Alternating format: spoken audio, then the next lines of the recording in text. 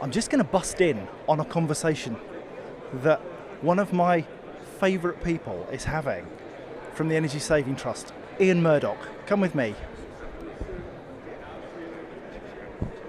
Hello, gorgeous people. Hello. Chris Milne from Heriot-Watt University. Ian Murdoch, Head of Everything Transport at the Energy Saving Trust. How's it going for you? Yeah, it's a good event. Good turnout. Really pleased with that. Seminars seem to be going well, and the Minister said some interesting words. So, very pleased so far. You must be delighted to see the development of electric vehicles and having something as iconic as the Tesla Model S, the BMW i8 here. Must be a proud day for you. Very proud, because as I said upstairs, when we kicked this off 6 years ago, we had 2 electric vehicles and we had a cluster of exhibitors. I can't call this 2 electric vehicles and a cluster of exhibitors. I've been around this numerous times already, and I've lost count of how many electric cars there are actually here. It's just so good to know that there's so many manufacturers that are on board. If you go and look at something like the BMW i8, they're not going to put the money into all of that, surely, if they don't believe in it. So it's good to see that the industry is coming through with the goods as well. Taking it forward with the public day tomorrow, it's going to give me real confidence there if we get a really good turnout as well, and get people understanding that this is the future. Well, it's not the future, it's now. And I think that's the real challenge, isn't it, for the Energy Saving Trust, is to convert this momentum, which is in a relatively small area of the community, the fleet market, into a groundswell of activity with the consumer.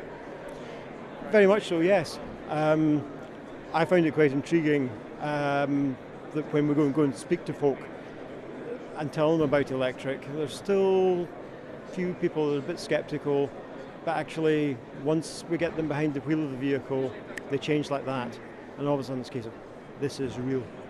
Wow, I like this. Where can I get one? How much is it? And actually, prices are beginning to drop. Vehicle availability is getting better. There's a second-hand market out there. Even just looking at the Renault Zoe, that starts at £14,000 or just below it. Now, compare that to your Astros and Focuses of this world, it's comparable. You've got to lease the batteries on top of that, and depending on what mileage you do, will result in higher or lower costs. But the cost for the leasing starts at £69 per month. Some people filling their tank with petrol or diesel, they'll sit there saying, £69, I wish that was me. Yeah, absolutely. So, it is about education. It is about getting more information out there. I know that it's about making things normal. I know from taking a Leaf home one night, all of a sudden I had neighbours who were going, what are you doing? You can't plug a car in. Yes, I can. And all of a sudden there was a community of discussion.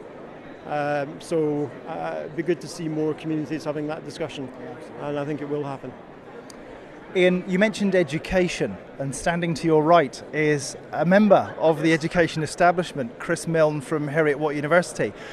Chris, am I right in thinking that all this car stuff is a bit of nonsense really, because you don't drive?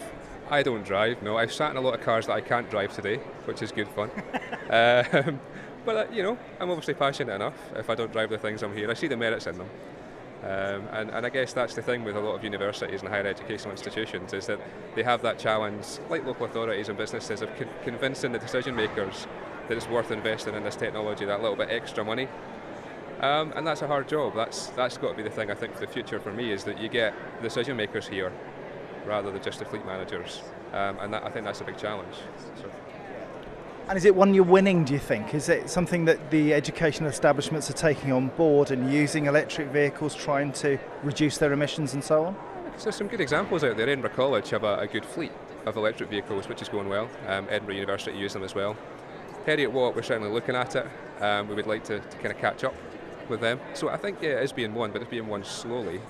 And I think a lot of patience is required probably to get there. So, yeah. Well, I feel really guilty now having interrupted your discussion, because I'm sure you were probably getting some advice from Ian about how that might happen. I'll leave you to it, guys. Thank you. Thanks ever so much for your time. Best of luck with the mission, and let's get the word out there about how good electric vehicles and low carbon vehicles are. Definitely. Thank you, Ian. Cheers. Thanks, John.